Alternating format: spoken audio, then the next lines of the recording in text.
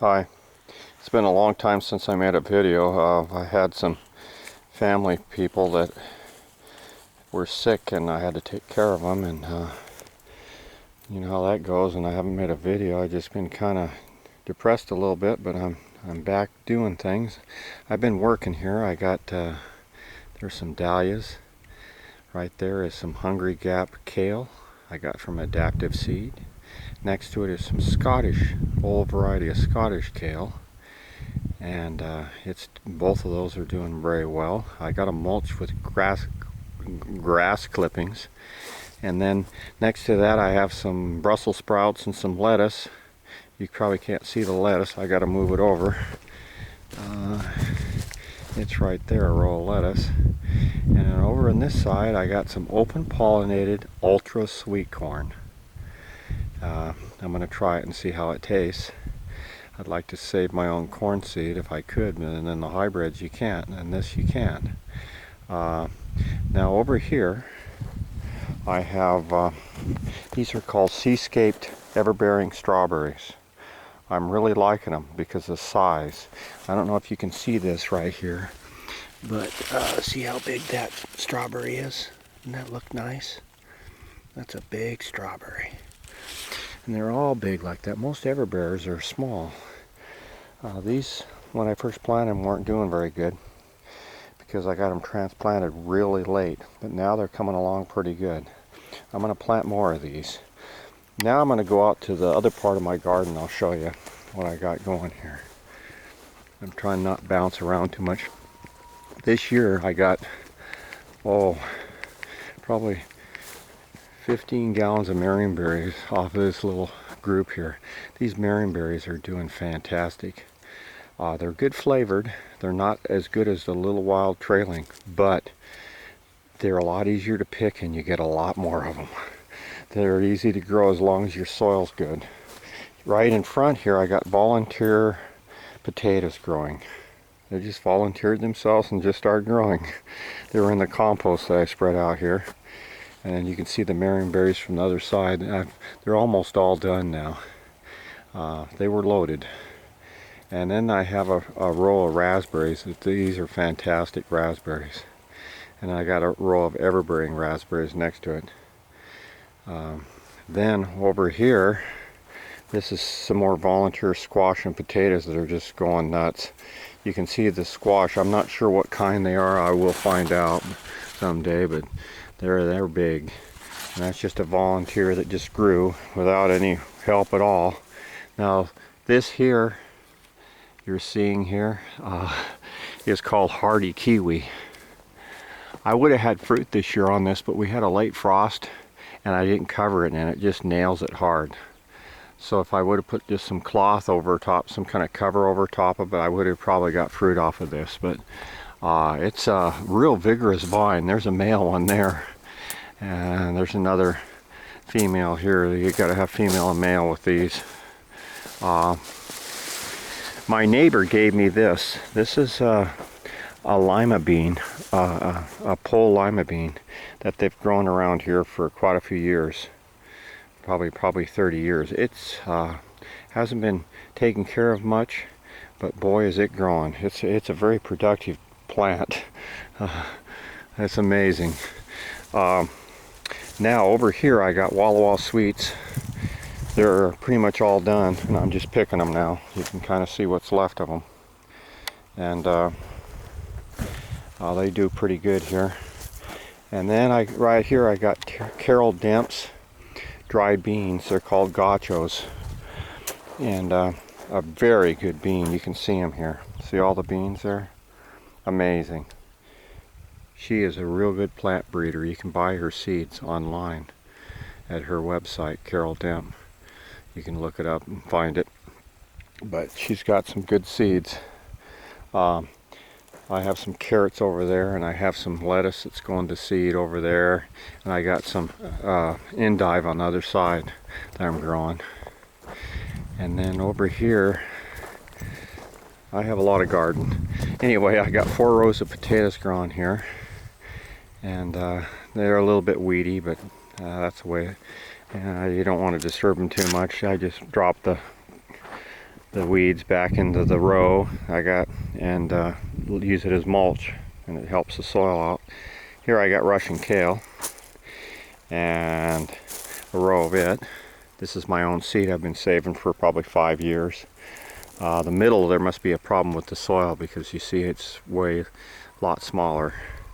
And these are parsnips that I'm growing here. Those are, I like those in the winter. They're a good calorie crop. And then I got a row of carrots.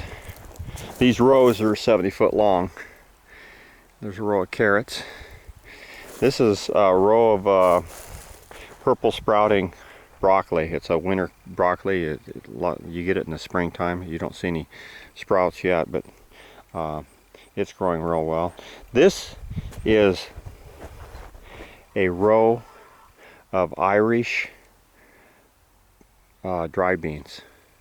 I think it's called Irish crick bean, something like that. Anyway, they grew this up in Vancouver Island, so it's well adapted to our climate, and it's doing well, but not quite as good as the Carol Demp's dry beans. This is 2 more rows of potatoes. You can see them there. And then I got a row of purple pod green beans. I got them from Ed Hume. They're a good variety. I like those. They're really vigorous in cold weather. This is a row of dino kale that I is saved from my own seed that I got, and I've grown it 1 year here, but somebody else has grown this 5 years in the Olympia area. So then out there I got cabbage growing, a couple of little rows. These are tomatoes. These are canning tomatoes. They're growing. And then I got a row of rutabagas. You plant those in July. And I planted those at the end of July. They're coming up.